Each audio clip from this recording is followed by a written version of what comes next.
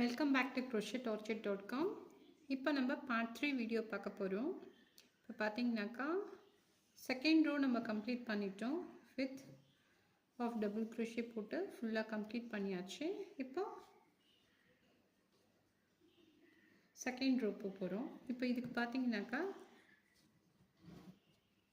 First complete பண்ணதுக்கப்புறமா 2 chain stitch போடணும். போட்டுட்டு டர்ன் பண்ணிக்கணும். டர்ன் பண்ணிவிட்டு திரும்பவும் சேம். இப்போ என்ன பண்ணணுன்னாக்கா இந்த பேக்